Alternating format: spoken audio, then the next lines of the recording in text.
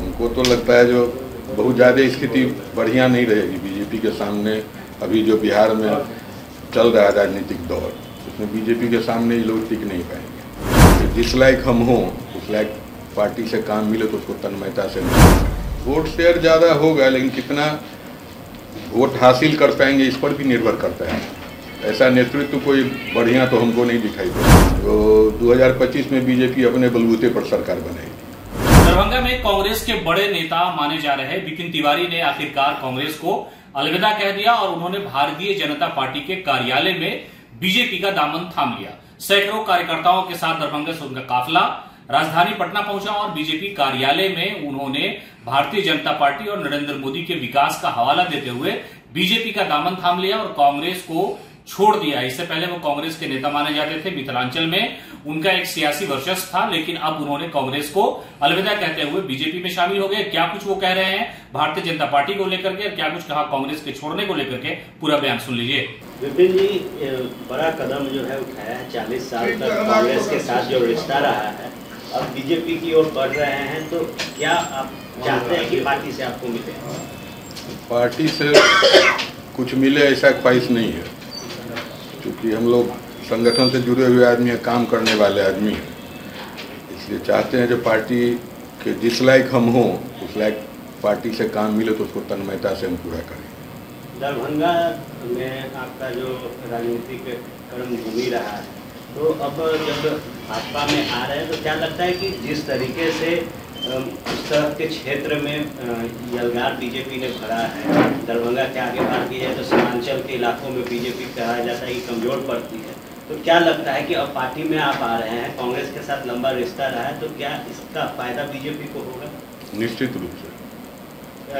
आज जब आप ज्वाइन कर रहे हैं तो क्या लगता है कि आने वाले दिनों में जो स्थिति इंडिया को लेकर बनी है तो मजबूती मिलेगी पार्टी को? मजबूती मिलना तो चाहिए। हम लोग तो इंडिया गठबंधन जो बना है उसके बाद कहा जा रहा है कि विपक्ष मजबूत हुआ है, 2 दर्जन से अधिक पार्टियां एक साथ आ गई हैं, तो ऐसी परिस्थिति में एनडीए या बीजेपी के लिए बीजेपी ज्वाइन करने का कोई मतलब? क्योंकि विपक्षी एकता के बाद विपक्ष मजबूत हुआ है। ठीक है, उन लोगों का सोच है जो विपक्ष मजबूत हुआ है, लेकिन तो आने वाला समय बताएगा ना। आपको क्या लगता है? हमको तो लगता है जो बहुत ज़्यादा स्थिति बढ़िया नहीं रहेगी बीजेपी के सामने। अभी जो बिहार में चल रहा है राजनीतिक दौर, उसमें बीजेपी के सामने ये लोग टिक नहीं पाएंगे। लेकिन कांग्रेस, जदयू, वाम सब एक साथ आ गए हैं एक मंच पर, तो वोट शेयर उनका ज़्यादा होगा। वोट शेयर ज़्यादा होगा, लेकिन कितना वोट हासिल कर पाएंगे इस पर भी निर्भर करता है। ऐसा नेतृत्व कोई बढ़िया तो हमको नहीं दिखाई पड़ रहा। क्या लगता है सम्राट चौधरी के नेतृत्व में बीजेपी बढ़िया इस बार प्रदर्शन करेगी? क्योंकि लोकसभा को अगर साइड रखा जाए तो विधानसभा जब 2015 में भी हुआ था तो बीजेपी को जो है सीधे धराम से गिरी थी। नहीं, लेकिन इस बार स्थिति बदला हुआ है सम्राट चौधरी के नेतृत्व में। जहाँ तक मेरा अनुभव है, मेरा अपना मानना है, जो 2025 में बीजेपी अपने बलबूते पर सरकार बनाएगी। 24 लोकसभा को लेकर जो संशय है सर कि इंडिया ज़्यादा बड़ा स्कोर करेगा यहाँ, जो गठबंधन बना है INDA बिहार में 40 सीटों पर।